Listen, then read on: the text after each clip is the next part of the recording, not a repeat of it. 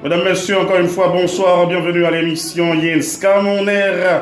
Nous sommes très contents de vous la présenter. C'est tous les soirs de 5h jusqu'à 6h sur les ondes altières d'Oxygène FM, cette station que vous captez sur le 103.3 en modulation de fréquence. Les samedis, vous nous écoutez à partir de 3h. Jens Camoner, c'est une émission de formation gratuite que vous propose l'équipe d'Jenscom.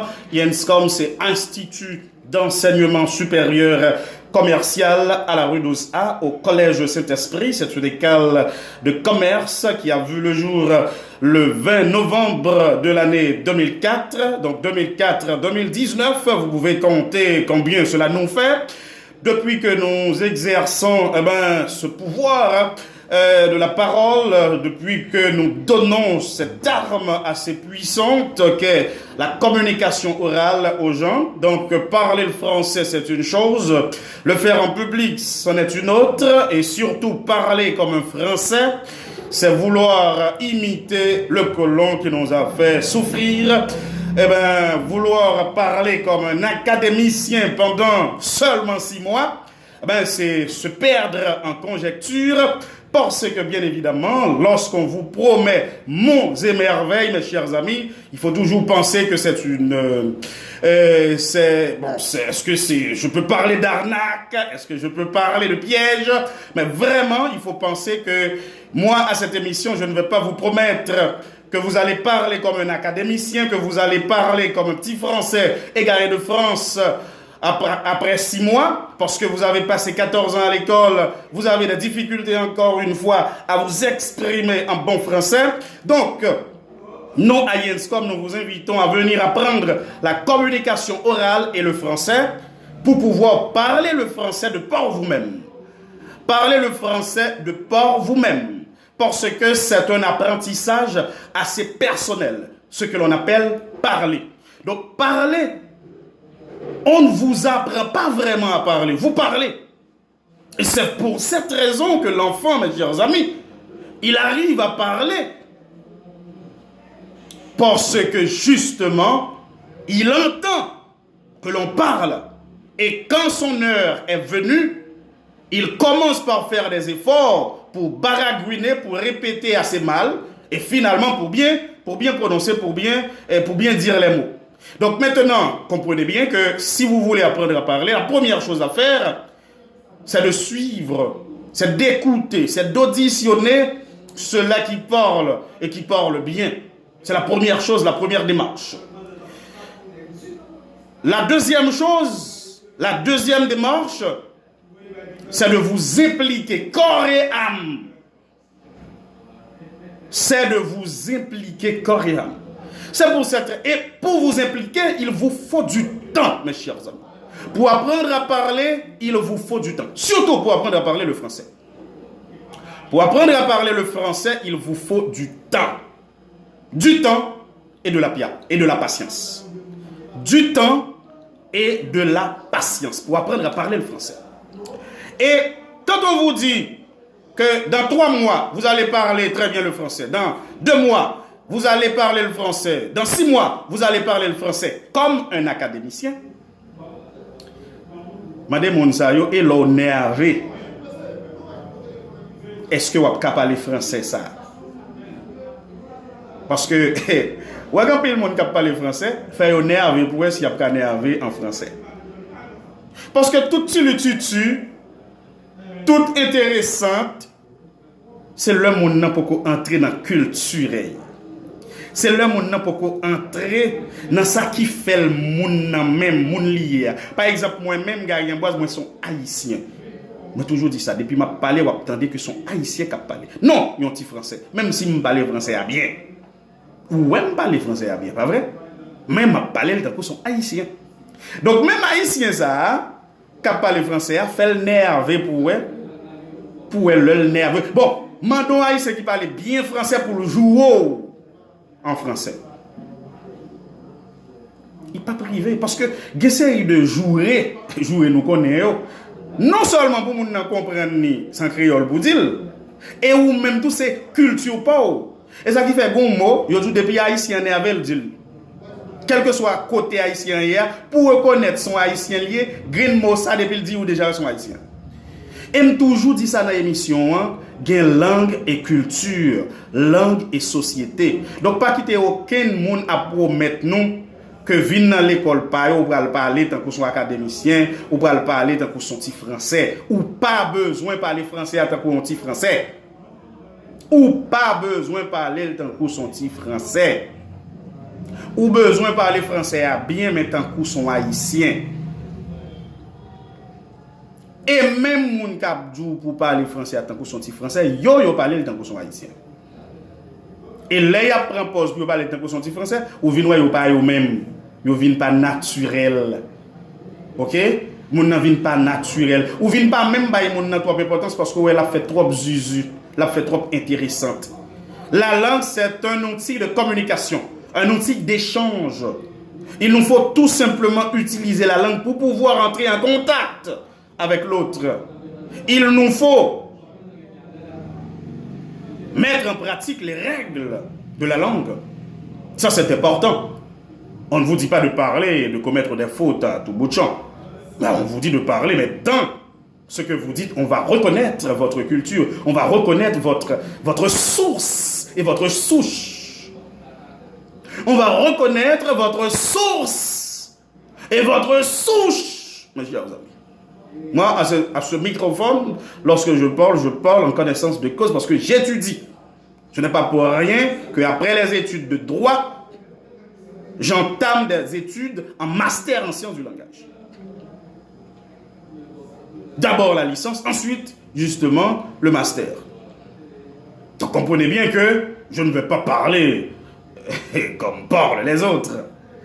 Pas parce que je vais faire du maniérisme, etc., etc. Mais vous allez voir que ce que je dis, il y a des choses assez nuancé et sensé. Parce que moi, je ne vais pas j'ai une école de communication, une école de français, mais mes étudiants doivent s'exprimer en bon français pendant qu'ils restent haïtiens. Pendant qu'ils demeurent haïtiens. Moi, j'aime quand je suis haïtien. C'est vrai. Le peuple est appauvri. C'est vrai. Le peuple est maltraité, est malmené. Mais nous sommes un grand peuple. Et nous devons en être fiers. Ne cherchez pas à imiter nos oppresseurs. Ne cherchez pas à les imiter. Cherchez, tout comme on fait les décideurs politiques et après l'indépendance, ils ont choisi d'écrire l'acte de l'indépendance en français. Parce qu'à ce moment-là, le créole n'avait pas vraiment le prestige d'une langue et c'était en français qu'il fallait écrire l'acte pour que les oppresseurs comprennent que nous prenons nos distances. Il fallait qu'ils comprennent que nous sommes libres. C'est pour cette raison que l'acte de l'indépendance a été rédigé en français. Il faut comprendre à ce moment-là que la masse parlait le créole, la masse comprenait le créole. Mais l'acte avait été rédigé en français, c'était pour permettre à l'oppresseur, c'était pour permettre aux colons de comprendre que vraiment nous arrachons notre indépendance. Donc, l'haïtien a un malheureux héritage qui est la langue française, mais il faut comprendre que le français reste et demeure un outil de communication qu'il faut utiliser, qu'il faut user. pour tout simplement transmettre. Mais non pour montrer que l'on n'est pas n'importe qui. Mais non pour montrer que l'on se diffère de l'autre. Mais non. À quoi ça sert de montrer que l'on ne parle pas comme l'autre? Le français, une langue qui n'est pas la nôtre, même lorsque c'est dit dans la Constitution que c'est une langue officielle, mais ce n'est pas la nôtre.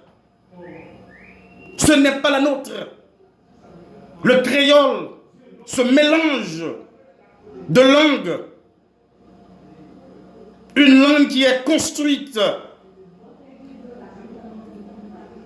avec beaucoup de peine, parce qu'il fallait entrer en contact avec l'autre, parce qu'il fallait mener la révolution. Cette langue a été créée par besoin de communiquer entre esclaves.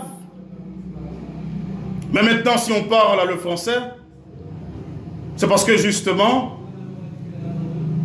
il y a plusieurs problèmes, il y a plusieurs causes qui justement expliquent ce besoin du français.